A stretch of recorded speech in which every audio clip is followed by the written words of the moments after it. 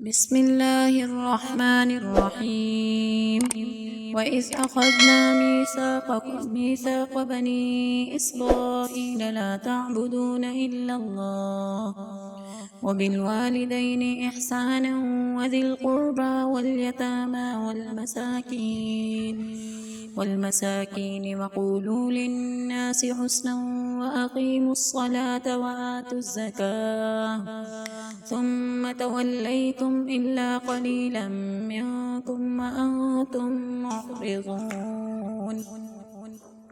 وإذ أخذنا ميثاقكم لا تسفكون دماءكم ولا تخرجون أنفسكم من دياركم ثم أقررتم وأنتم تشهدون. ثم أنتم هؤلاء تقتلون أنفسكم وتخرجون فريقا منكم من ديارهم تظاهرون عليهم بالإثم والعدوان وإن يأتوكم أسارى تفادوهم وهو محرم عليكم إخراجهم أفتؤمنون ببعض الكتاب وتكفرون ببعض فما جزاء من يفعل ذلك منكم إلا خزي في الحياة الدنيا ويوم القيامة يردون إلى أشد العذاب وما الله بغافل عما تعملون. أولئك الذين اشتروا الحياة الدنيا بالآخرة فلا يخفف عنهم العذاب ولا هم ينصرون. بسم الله الرحمن الرحيم. ولقد آتينا موسى الكتاب وقفينا من بعده بالرسل وآتينا عيسى ابن مريم البينات وأيدناه بروح القدس أفكلما جاءكم رسول بما لا تهوى أنفسكم استكبرتم ففريقا كذبتم وفريقا تقتلون. وقالوا قلوبنا غلف بل لعنهم الله بكفرهم فقليلا ما يؤمنون. ولما جاءهم كتاب من عند الله مصدق لما معهم وكانوا من قبل يستفتحون على الذين كفروا فلما جاءهم ما عرفوا كفروا به فلعنة الله على الكافرين.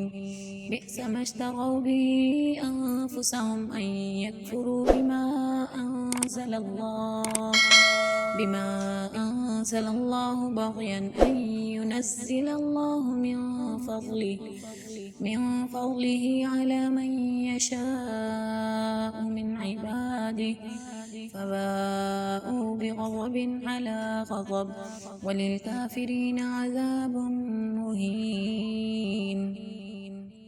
وإذا قيل لهم آمنوا بما أنزل الله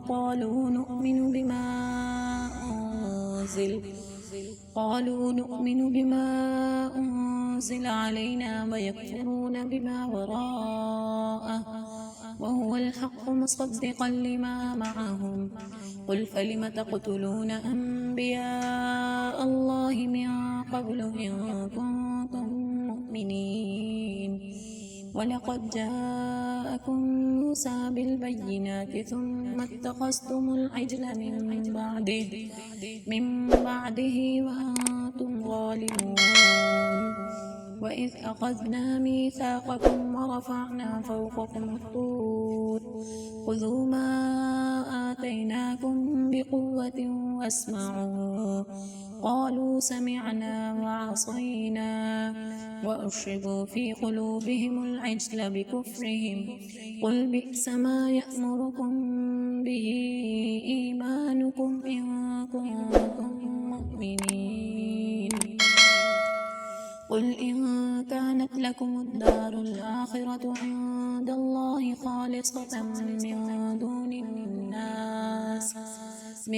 دون الناس فتمنوا الموت إن كنتم صادقين ولن يتمنوه أبدا بما قدمت أيديهم والله عليم بالظالمين ولتجدنهم أحرص الناس على حياة ومن الذين أشركوا يود أحدهم لو يعمر 1000 سنة وما هو بمزحزحه من العذاب أن يعمر والله بصير بما يعملون